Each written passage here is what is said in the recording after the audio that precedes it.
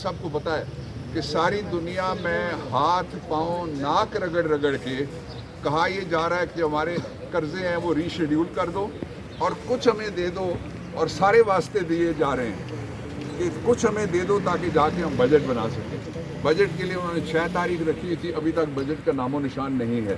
اس لیے وہ چاہتے ہیں کہ اپوزیشن لیڈر کو لا کے کسی جگہ بٹھا دیا جائے تاکہ اپوزیشن جو پارلیمنٹ کے اندر اصلی جیتی ہوئی پارٹی کی اپوزیشن ہے، فارم 45 والے، وہ موجود نہ ہو، اور جس طرح فارم 47 والا نتیجہ آیا تھا ہماری غیر موجودگی میں، اسی طرح سے بجٹ آ جائے ہماری غیر موجودگی میں۔ یہ ہمیں کسی صورت میں قبول نہیں ہے۔ آخری بات جو میری طرف سے ہے وہ یہ ہے کہ یہ جتنے بھی مقدمات ہیں یہ پاکستان کو ثابت کرتے ہیں کہ سرزمین بے آئین ہے، اور یہ جتنے بھی مقدمات ہیں یہ غیر قانونی ہیں، اور یہ جتنے بھی مقدمات ہیں ان کا کوئی نتیجہ مثبت اس لیے نہیں نکل سکتا کہ عمران خان تو دور کی بات، عمران خان کی پارٹی تو دور کی بات، آپ نے ایک اکیلا احمد فرحاد اٹھایا، آپ نے پورا زور لگایا، وہ بھی نہیں توڑا جا سکا۔ جو توڑنا چاہتے تھے عمران کو، عمران نے ان کو توڑا نہیں ہے، توڑ پھوڑ کر دیا۔ اچھا سر، بتائیے گا کہ جو وزیر اعظم شہباز شریف صاحب ہیں وہ سنا ہے کہ چین گئے اور ان کے ایک ڈپٹی میئر نے ان کا استقبال کیا، اس حوالے سے کیا صداقت ہے؟ ڈپٹی میئر سے زیادتی ہو گئی ہے۔ یہاں پہ یہ بات میں کہتا چلوں، ایک ضروری بات میں کہتا چلوں کہ رات گئے 2:45 بجے 2:45 پہ ہمارے ساتھی اظہر مشوانی صاحب کے گھر پہ ریڈ ہوا۔ ان کے 2 پروفیسر بھائی جن کا سیاست سے دور دور تک تعلق نہیں، ان کو سی ڈی ڈی نے، کوئی سادہ لباس میں ملبوس لوگ تھے، کوئی پولیس یونیفارم میں تھے، ان کو اریسٹ کیا گیا۔ اس کی ہم لوگ شدید الفاظ میں مذمت کرتے ہیں۔ پاکستان میں فریڈم آف سپیچ ہے، ہم لوگ اپنے آپ کو یا ڈیموکریسی کہتے ہیں۔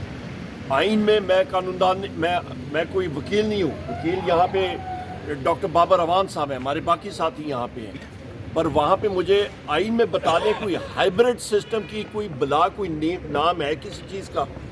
کوئی ہائبرڈ چیز نہیں ہے، کوئی ہائبرڈ گورننس نہیں ہے۔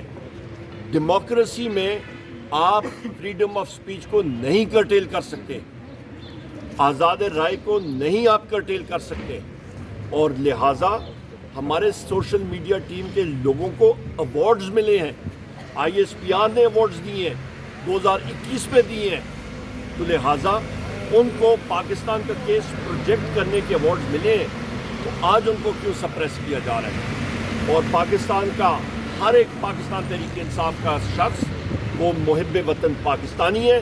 صرف پاکستان تحریک انصاف کے ورکرز کا یہ قصور ہے کہ جناب ہم نے آئین اور قانون کی بالادستی کے لیے اپنے وزیر اعظم اور قائد کے پیچھے ہم لوگ کھڑے ہیں، جن کا ہمیشہ یہ موقف رہا ہے کہ آئین اور قانون کی بالادستی ہونی چاہیے۔